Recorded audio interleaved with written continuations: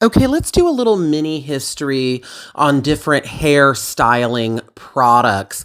Now, in the early part of the 20th century, especially in the 1920s and 30s, finger waves and pin curl sets were very, very popular. And then later on, curler sets and roller sets.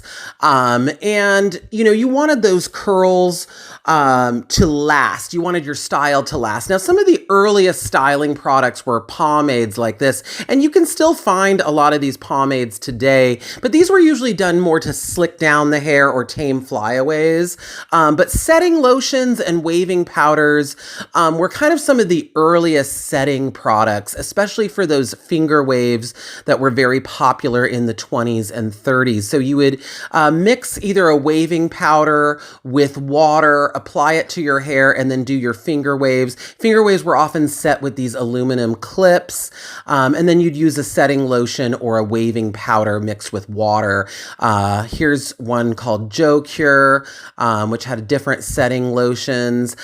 These hair nets were also very popular, really from the 20s all the way through the 40s. Before hairspray was invented in the 1950s, you'd usually set your curls and then you'd put a hair net over it just to kind of lock your curls in place. But by the 30s and 40s, you did see a lot of different setting lotions. Here's a Mommy Wave set. This was a very popular brand, especially in the 1940s, for really locking in those curls. So again, you'd apply it to damp hair and then kind of do your pin curls or what have you.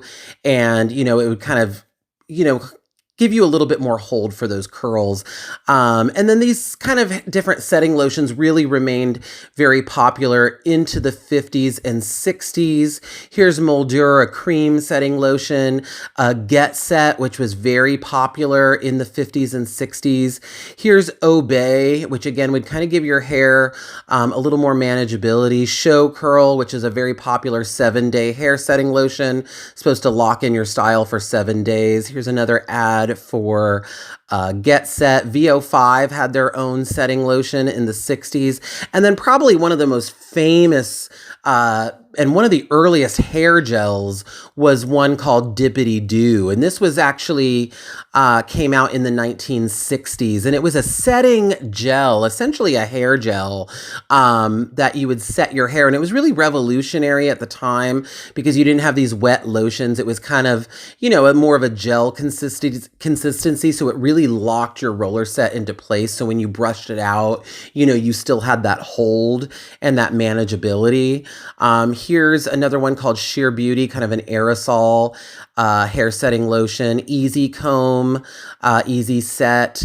But in the 1970s, it was more natural styles, not as much setting products were being used. But by the 80s, you saw a big, influx of hair gels and hair mousse. Hair mousse was a big, big innovation in the 1980s because mousses really kind of gave your hair a lot of volume and body, which was popular in the 1980s. So you saw a lot of different mousses being used instead of those earlier setting lotions. And then, of course, gels, especially as we move into the 1990s with some of those wet look styles. Here's LA Looks, which was really popular in the 90s.